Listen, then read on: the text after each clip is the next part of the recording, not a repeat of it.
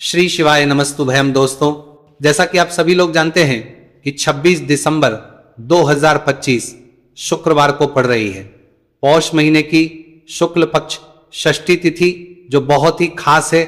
और दोस्तों, ये वो तिथि है जो कि पौष महीने में शुक्रवार को पड़ रही है, तो इस दिन का महत्व और भी अधिक बढ़ जाता है। पूज्य गुरु जी ने कहा है कि अगर कभी भी मौका लग जाए और पौष महीने की षष्ठी तिथि शुक्रवार को पड़ जाए तो इस दिन आपको 11 गेहूं के दाने वाला उपाय जरूर करना चाहिए, क्योंकि ऐसा संयोग बहुत ही कम आता है। और दोस्तों, इसी दिन किया जाने वाला पंडित जी द्वारा बताया गया 11 गेहूं के दाने वाला उपाय आप लोगों को जरूर करना चाहिए। और अगर आप लोगों ने इस उपाय को नहीं किया है या किसी कारणवश नहीं कर पाए हो तो षष्ठी तिथि के दिन इस उपाय से मत चूकना। दोस्तों देखिए, यह दिन इतना खास होता है, इतना महत्वपूर्ण होता है। देखा गया है कभी कभी बड़े बड़े पूजा पाठ अनुष्ठान से जो मनोकामना पूर्ण नहीं होती है, वो पौष महीने के शुक्रवार के दिन एक छोटे से करने से ही आपकी मनोकामना पूर्ण हो जाती है। और बहुत सारे लोगों ने इस उपाय को किया भी है और उनको इस उपाय को करने का फल भी जरूर मिला है। अगर आप लोग भी इस उपाय को षष्ठी तिथि के दिन करना चाहते हैं तो आप इस उपाय को पहले अच्छे से समझ लेना, सुन लेना, उसके बाद करना, आपको इस उपाय का फल जरूर मिलेगा। देखना आपकी सभी मनोकामनाएं पूरी हो जाएंगी। दोस्तों, हम आपको यहां पर बता दें कि ये जो गेहूं के दाने वाला उपाय, ये उपाय पंडित जी ने अपनी अभी की शिव महापुराण की कथा में ही बताया है। और इस उपाय को करने से आपके घर में चाहे किसी भी प्रकार की दुख और समस्या क्यों ना चल रही हो, आपको उसका कारण भी नहीं पता है कि भाई ये समस्या किस कारण से चल रही है। उसका कुछ भी कारण हो सकता है, जैसे पितृदोष हो सकता है, काल सर्प दोष हो सकता है, या किसी भी तरह का मंगल दोष भी हो सकता है, और भी बहुत तरह के दोष होते हैं, कुछ भी हो सकता है। पर आपको इसको करने के लिए अपने दोष को पता लगाने की भी जरूरत नहीं है। आपके घर में किस कारण से इतनी दुख और परेशानी आ रही है, वो भी आपको पता लगाने की जरूरत नहीं है। बस शुक्रवार के दिन इस उपाय को कर लेना, क्योंकि इसी एकमात्र उपाय को करने से आपके पूरे घर परिवार में सुख और शांति हो जाएगी। आपके घर में अच्छे अच्छे काम होने लगेंगे।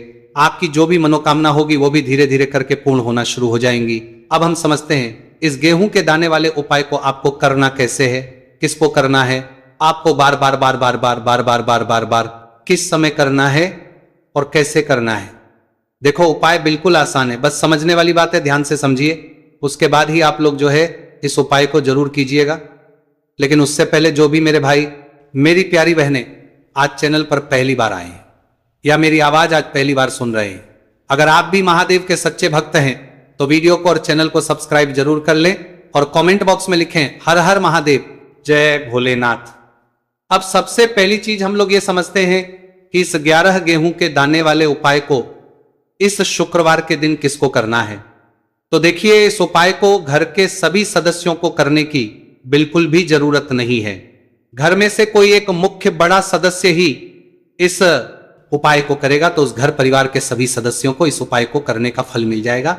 पर वो बड़ा सदस्य कौन होगा, कौन व्यक्ति इस उपाय को करेगा, तो यहां पर देखिए हम आपको बता दें, घर की बड़ी माताएं, बहनें होंगी, घर की बड़ी माताओं, बहनों में से कोई भी एक माता बहन इस वाले उपाय को कर सकती है।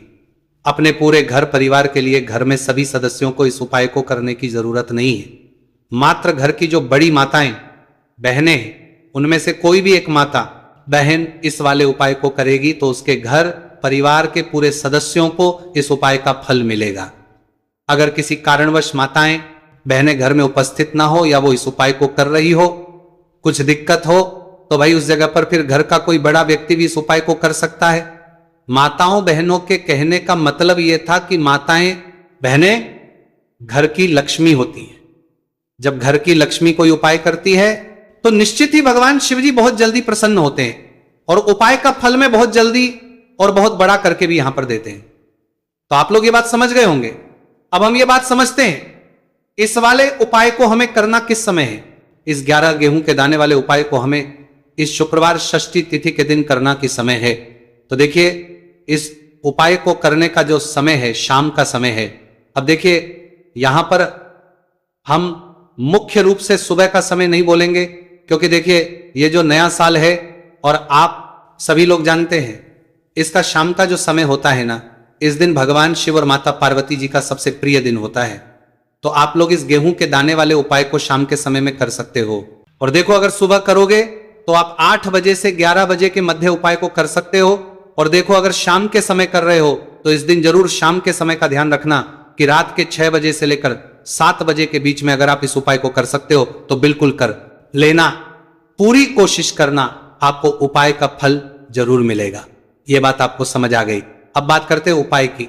देखो, गुरुजी ने कहा है कि अगर शुक्रवार के दिन षष्ठी तिथि व्रत पड़ जाए तो इस दिन आपको 11 गेहूं के दाने वाला तो अवश्य ही करना चाहिए। देखो, ये उपाय यदि आपके जीवन में कर्जा बहुत अधिक है, आपके जीवन में संकट बहुत अधिक रहते हैं, आपके ऊपर बहुत अधिक विपदा आ रही है, बार बार आपको अपने व्यापार में और अपने धन में हानि देखने को मिल रही है, यानी कि आपको प्रत्येक कार्य में हानि हो रही है, आपको यह उपाय करना चाहिए। देखिए, इस उपाय के लिए आपको 11 गेहूं के दाने आपको लेने हैं। ठीक है, 11 लेने के बाद में आपको जरूरत होगी चावल के दानों की। 11 चावल के दाने और 11 गेहूं के दाने, और चावल के दाने खंडित नहीं होने चाहिए। अब आप कहोगे भैया गेहूं कहां से लेने हैं? देखो, आपको किसी भी किराना स्टोर पे गेहूं के दाने मिल जाएंगे, जाके ले लेना। ठीक है ना? 11 गेहूं, 11 चावल के दाने लेने हैं। साथ ही साथ आपको एक तांबे का लोटा लेना है और उस तांबे के लोटे में आपको जल भरना है। जल आपका खुद के घर का होना चाहिए, मंदिर का नहीं होगा। अब आप ये सब सामग्री लेकर पहुंच जाओगे महादेव के शिवलिंग के पास में शाम के टाइम पे प्रदोष काल में। देखो, जब आप ये उपाय कर रहे हो तो अपना फेस रखना उत्तर दिशा, नॉर्थ डायरेक्शन की तरफ। अब यहां पे जो मैं आपको क्रम बताने जा रहा हूं ना, उस मेरे क्रम को बहुत ध्यान से सुनिए। महादेव को अगर कोई सबसे प्रिय है ना, तो उनकी सबसे छोटी पुत्री जिनका नाम है माता अशोक सुंदरी, जो आपके पास में चावल के 11 दाने हैं ना, चावल के 11 दानों को माता अशोक सुंदरी के स्थान पर आपको अपना नाम और गोत्र बोलते हुए समर्पित कर देने हैं, है ना। चावल के दानों को रखने के बाद में जो आपके पास में तांबे का लोटा है ना, उस तांबे के लोटे को कहीं पे भी हम जल नहीं चढ़ेंगे। सिर्फ और सिर्फ माता पार्वती का जो हस्तकमल आपको दिख रहा है, यहीं पे गोल गोल आपको समर्पित करना है। उसी जल को और कहीं नहीं, ना तो माता अशोक सुंदरी के स्थान पर, ना तो के ऊपर, सिर्फ आपको यहां पे गोल गोल जलाधारी पर आपको उस जल को समर्पित करना है। अब आपके पास में बचे हुए हैं 11 गेहूं के दाने, और बचे हैं उन्हीं 11 गेहूं के दाने को आपको अपनी मनोकामना, अपने विशेष कहते हुए महादेव के शिवलिंग के ऊपर अगर आप षष्ठी तिथि के दिन प्रदोष काल में समर्पित कर देते हैं तो आपकी जो भी मनोकामनाएं होंगी, जो भी विश होंगी, महादेव पूरी जरूर करते हैं। अन्न समर्पण करने से, उस खासकर गेहूं को समर्पण करने से हमारी इच्छाएं पूरी होती हैं। और अगर वो दिन षष्ठी आज तिथि का दिन हो, तब तो इससे सुंदर संयोग कुछ भी नहीं हो सकता। आपकी इच्छाओं को पूरा करने के लिए बहुत स्पेशल, बहुत प्यारा सा उपाय आप सभी को जरूर करना है। ध्यान में रखिएगा, यह उपाय प्रदोष काल में करना है। देखो, गुरुजी ने कहा है भगवान शिव के शिवलिंग पर 33 कोटि देवी देवताओं का वास होता है।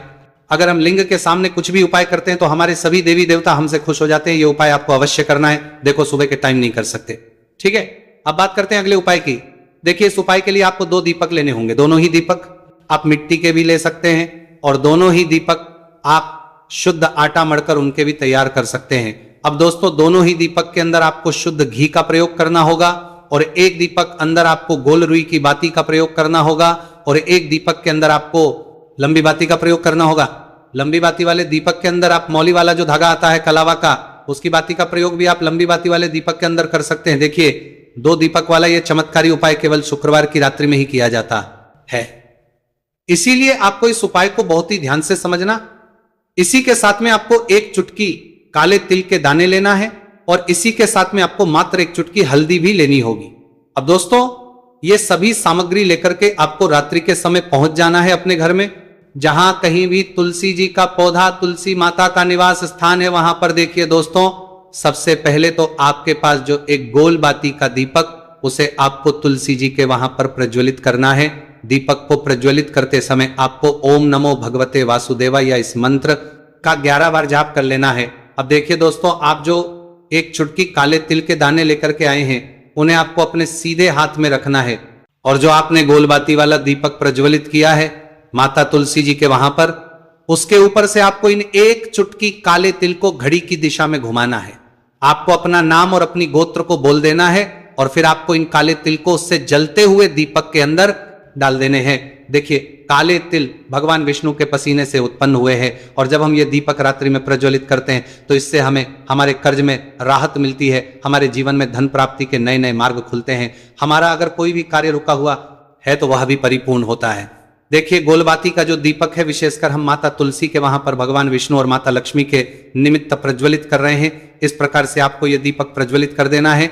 अब जो आपके लंबी बाती का दीपक है, एक चुटकी हल्दी है, तो इससे आपको लेकर के पहुंचना है अपने घर के मंदिर में। आपके घर के मंदिर में माता लक्ष्मी की जो भी प्रतिमा ही मूर्ति है उनके सामने सबसे पहले तो आपको ये लंबी बाती का दीपक रखना है, फिर आपको दीपक को प्रज्वलित कर देना है। दीपक को प्रज्वलित करते समय आपको महालक्ष्मी इस मंत्र का जाप करते रहना है।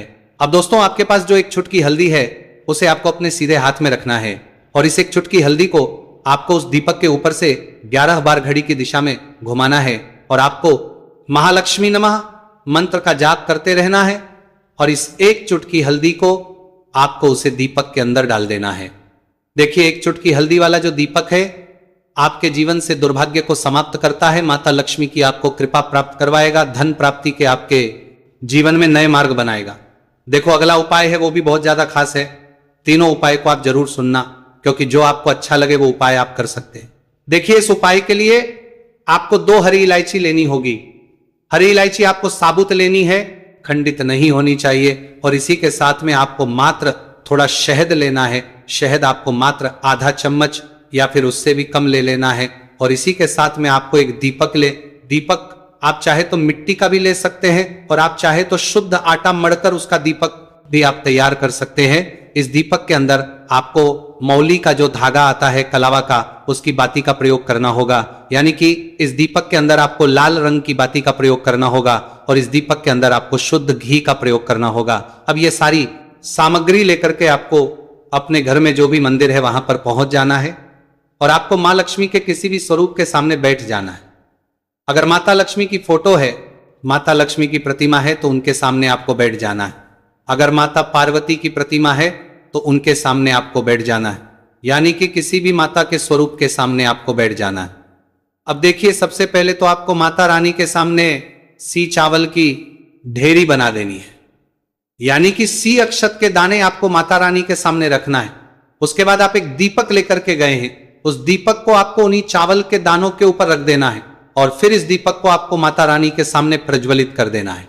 देखिए इस दीपक को प्रज्वलित करते समय आपको लक्ष्मी नाम इस मंत्र का लगातार जाप करते रहना है। दीपक को प्रज्वलित करने के बाद आप जो 2 हरी इलायची लेकर के गए हैं उसमें से एक हरी इलायची को तो आपको उसी दीपक के अंदर डाल देनी है, और वहीं पर आपको से कम 21 बार ओम महालक्ष्मी नमः इस मंत्र का जाप कर लेना है। अब आपके पास जो शहद है और एक हरी इलायची है उसे सीधे आपको लेकर के पहुंच जाना है। भगवान शिव के मंदिर में पूज्य गुरु जी ने बताया है कि यह उपाय आपको सिर्फ और सिर्फ शाम के समय ही करना होगा। शाम को जब भी सूर्यास्त का समय होता है तो उस समय आपको यह उपाय करना है। लेकिन सबसे पहले तो आपके पास जो एक हरी इलायची है उसे आपको उस शहद के अच्छे से डुबो देना है, यानी कि शहद का लेपन उसे हरी इलायची के ऊपर चारों तरफ आपको कर देना है। अब ये जो शहद से युक्त हरी इलायची है इससे आपको भगवान शिव के शिवलिंग पर अर्पित कर देनी है, और आपको वो श्री इस मंत्र का लगातार जाप करते रहना है। फिर इसके बाद आपको 1 लोटा जल भी अपने साथ लेकर के जाना है, तो ये 1 लोटा जल भी आपको धीरे धीरे शिवलिंग पर समर्पित कर देना है, और आपको इस मंत्र का जाप करते रहना है। फिर इसके बाद आपको अपने घर आ जाना है। इस प्रकार से आपको ये उपाय कर लेना है, तो करते रहना है। चलिए दोस्तों जान लेते हैं गुरुजी द्वारा बताए गए दूसरे उपाय के बारे में। देखिए इस उपाय के लिए आपको लेना है 11 चावल के दाने। गुरुजी ने कहा है चावल के दाने खंडित नहीं लेने हैं, बिल्कुल साबित होने चाहिए। उसके साथ में आपको लेना है 1 बेलपत्र। बेलपत्र का भी नियम है, अगर आपके पास बेलपत्र नहीं है तो आप शिवलिंग से उठाकर उसको पुनः शुद्ध जल से धोकर इस्तेमाल कर सकते हैं। इस प्रकार आपको बेलपत्र लेना है। इसके बाद आपको 1 लोटा जल लेना है। अब ये सब सामग्री लेकर आपको जाना है महादेव के मंदिर में। देखो अब आपको उत्तर साइड में खड़े हो जाना है, और सबसे पहले आपको 1 बेलपत्र अपने हाथ पर और 11 चावल दाने रखकर शिवलिंग के ऊपर अपना नाम और गोत्र बोलते हुए समर्पित कर देना है, और का लगातार जाप करना है। अब आपको जो 1 लोटा जल साथ में लेकर आए थे उसे धीरे धीरे बेलपत्र और चावल दाने के ठीक ऊपर आपको समर्पित करते जाना है, और शिव पुराण के मूल मंत्र श्री शिवी का 11 बार जाप करना है, और अपनी मनोकामना बोलते जाना है। देखो बस छोटा सा उपाय करना है, देखना एक दिन आपके सब काम बनने लग जाएंगे। गुरुजी का बहुत ही विशेष उपाय है। चलते तीसरे उपाय के। देखिए देखो इस उपाय के लिए आपको लेना है गोलबाती का दीपक। आप चाहे तो मिट्टी का ले सकते हैं या फिर घर से शुद्ध आटा मढ़कर उसका दीपक आप तैयार कर सकते हैं। इसके बाद आपको लेना है शुद्ध गाय का घी। अगर वो नहीं है तो कोई भी देसी घी इस्तेमाल कर सकते हैं जिससे आपको दीपक प्रज्वलित करना है। देखो अब ये सब सामग्री लेकर आपको जाना है प्रदोष काल में आपके घर पर तुलसी जी के घेरे के पास में। देखो ये उपाय तो आपको अवश्य करना है। देखो वहां पहुंच सबसे पहले वो दीपक आपको प्रज्वलित कर देना है और ओम नमो भगवते वासुदेवाय नमः का 11 बार जाप करना है। उसके बाद आपको अपने सीधे हाथ में थोड़ी हल्दी लेकर उस दीपक में अपना नाम और गोत्र बोलते हुए डाल देना है। उसके बाद माता लक्ष्मी से आपको प्रार्थना करना है कि हे महालक्ष्मी, हमारी सभी दुख तकलीफों को दूर कर